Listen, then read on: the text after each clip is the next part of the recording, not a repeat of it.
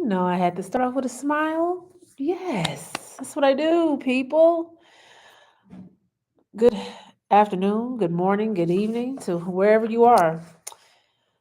My name is Toria Howard, and I have 10 minutes to let you know what you can do. Put my timer on. With your tax money, those of you getting those deposits, those direct deposits, those checks, let me know in the comments what do you do, what do you plan on doing differently than you did last year with your tax money. But I'm gonna give you some advice on how you can invest in real estate because I'm a real estate professional.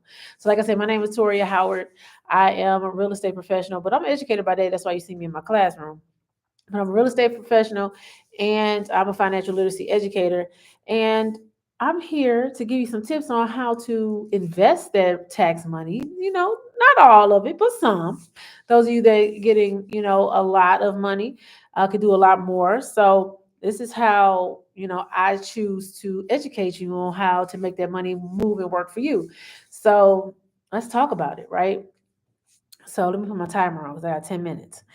So I'm gonna give you three tips on how to use your tax money to invest in real estate. So the first and foremost thing, so let me say this: drop a one in the comments if you're watching this live, drop a two if you're new to my live, and drop a three if you're watching the replay, and I really appreciate it.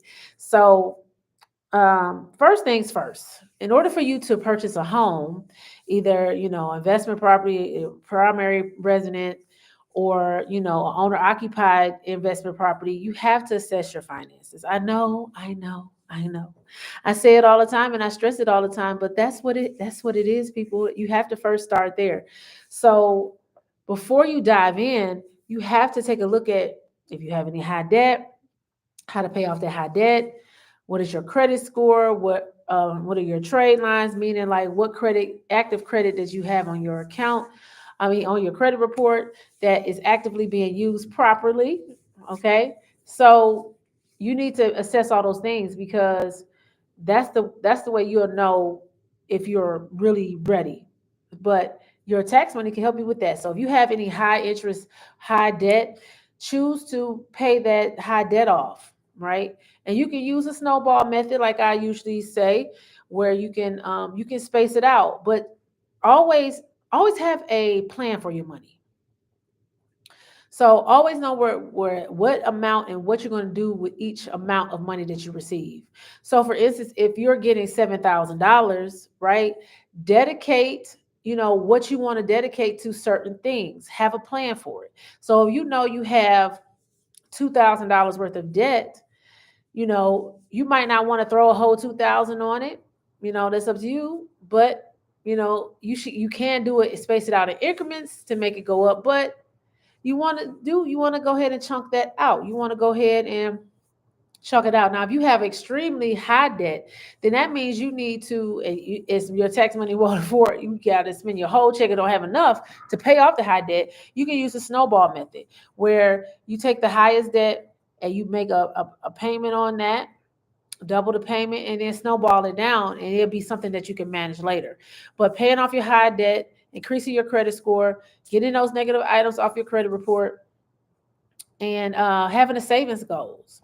One of the things that you can create is a down payment fund. Now, you are in all these cities and counties and states have down payment assistance programs, and you can use these for usually any dwelling that you're going to occupy from 1 to 4 units. So you need to create a fund. Now, they do have zero down payment assistance programs.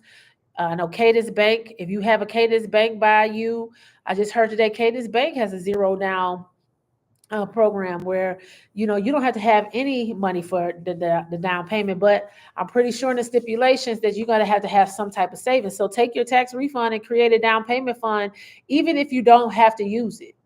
Even if you don't have to use it, you're showing the bank good faith that you know how to manage money and you know how to save money. That looks good. So I know like Cadence Bank has a zero down program. Bank of America has a similar program. And it's usually typically for people who are making $80,000 or less a year, depending on where you are in the states, because some income limits are higher because the cost of living is higher, like New York. some places in Florida, some places in Texas, some place, in California, just different places. Their limits are a little bit high because, $80,000, is, poverty in a lot of those places. But a lot of places it's not. It's a good income. So if you have $80,000 or less, you can qualify for these programs. So tap into your local banks. Like I said, if you have a Cadence Bank in your area, have a zero down program. But you need to make sure that you're taking your tax money. And good afternoon. Good afternoon. How you doing, girl? Thank you for supporting me too. Make sure that you understand that you still have to have a fund, because the thing is you have to pay for inspections, appraisal, and sometimes they have grants to offset those costs too. Now I don't think it's inspections, but I know sometimes the appraisal, and you don't have to pay for closing costs. But just in case, be prepared. Always be prepared. So have that down payment nest egg. Save it in a high yielding savings account. And just in case you don't have to use it, you can, and you don't have to use it.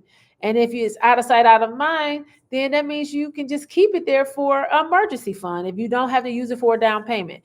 But take your tax money and invest it in your personal credit. So you can, if you don't want to buy a home, but whatever it is that you want to buy. But I'm talking about real estate today. So make sure that you have that next egg. Make sure that you have that savings. Put that, even if, like I said, even if you don't want to buy real estate, you need to have some type of fund, whatever it's trying to fund. If it's paying off debt, if it's for a vacation, if it's for starting a business, whatever it is, you need to make sure that you have that next egg. Okay. Um, so I appreciate that, girl. So creating a down payment fund, it's giving you a goal. Now, they say 20%, but you don't need 20% down. Like I said, if you're under a certain income limit, you can take advantage of all the grants and the programs. If you're a teacher, if you're an educator, if you're a first responder, nurse, even doctors have programs. They have programs for certain individuals in certain professional fields that have more incentives. So not only can you use that on top of the first time home buyer incentives, you have options, but use that fund. You might want to buy furniture instead of buying it on credit. Purchase the furniture outright. So even though you might not have to use that down payment fund for a down payment, then you can use it to buy the things that for your home, because you're gonna have to furnish it. You're gonna have to buy all the things. You know how it is when you move into a new place. You gotta buy. It seems like you gotta buy everything new. So sometimes you might not need furniture, but you might have to fill up, buy some other things. But also, having that fund too, that if you don't have to use it for down payment or closing costs, you can use it to help pay your mortgage faster by paying an extra principal payment on your mortgage once you get your mortgage, or using that lump sum. So a lot of time people think I'm gonna put all this money down up front, it's gonna save me on mortgage. No, it's not. If you go ahead and do the minimum and then put that lump sum on your mortgage once you get it, that will bring down the years, that will bring down your mortgage faster than it would if you put it in the front end. Just a little tidbit. Last things, I got to hurry up because I got 2 minutes. So explore, the home ownership programs and options. If you feel like a lot of people don't want to start in where they are in the starter home, but the money is in the starter homes, you all. If you start small, you can leverage and increase, and move up later. That's what you do. Everybody want to go out for the dream home instead of going for what you can afford right now and using that home as leverage to get the bigger home later. Let that asset pay for the bigger asset instead of you paying it out of your pocket. That's how keep your money flowing and moving. So you would just transfer it from, you can take your equity out, or, sell it if you want to. Some people don't want to be a landlord. That's fine. But you should want to keep that for mortgage income, especially if you have paid it down significantly. You can use that money that you haven't been dedicated to that mortgage to put on your other mortgage and put some renters in there, and that pay for your other mortgage. So you have to think smarter when it comes to, things that have interest rates, things that you can use as an asset to increase and use it as leverage. So if you are a person that can do, you can get a quad or a duplex or a triplex. Um, you live in one unit and rent out the other ones. They're paying that rent. Okay. And then you don't have to come out of pocket for the rent. And then once you can, though, you can like pay an extra principal payment on top of whatever you're getting to get your mortgage down faster. But I'm pretty sure within a year and a half, 2 years, you'll be able to move out of that unit, put somebody else in there. All the units are paying your that mortgage, and you can use the equity from that to leverage to get that dream home. Use the real estate to get the dream home. Use the asset to use to get the dream home, not your hard-earned money, because real estate prices are so inflated. It has increased so much. It's hard to get approved and be able to afford a down payment for things depending on where you are, $4, $5, and $600,000. The bigger houses cost more. I know when I first bought my house, it was a 4-bedroom, 2.5-bath house. It's 2,700 square feet, and I bought it for 150. My house is almost worth 400,000. Well, when I had it, I sold it, but it's worth 400,000, almost 400,000 now. So if you can see where I'm getting at, I bought it for 150. It's almost worth 400,000 right now. So real estate is going to appreciate, especially if you know your market.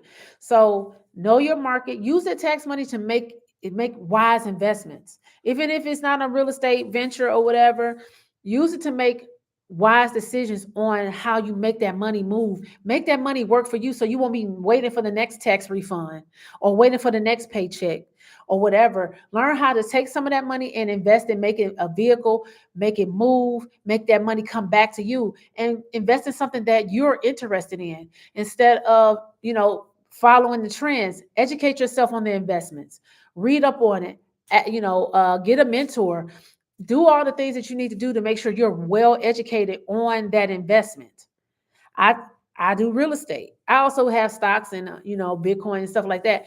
But invest it and let that tax money be a vehicle to move your money to make more money instead of just using it to do whatever it is that is not making no money for you, and buying things that's going to appreciate. Yes, we like to look good, we like the shoes, we like the clothes, we like the purses, we like the vacations, but is any of that going to bring you back more money?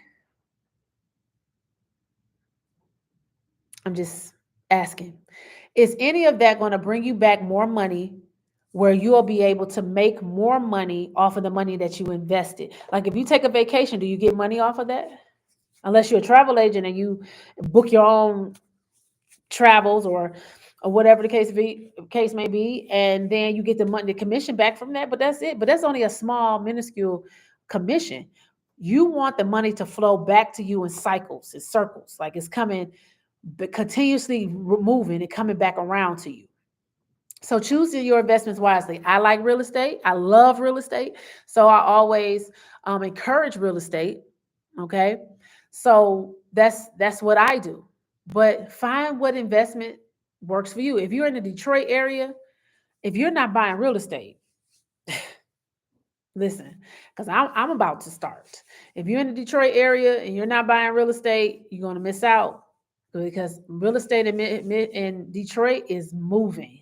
So you have to tap in. It's a lot of investors here. There's a lot of people that's buying real estate, and you should be one of those people. I'm just saying. I'm going to be one of those people. I'm in real estate school right now, so pray for me, y'all, because I need some energy. These children trying to suck all the energy out of me, but I got to have some some more energy for real estate. So I have my license in Tennessee. I'm getting my license in Michigan, so I can serve my company and serve others that want me to help them as well.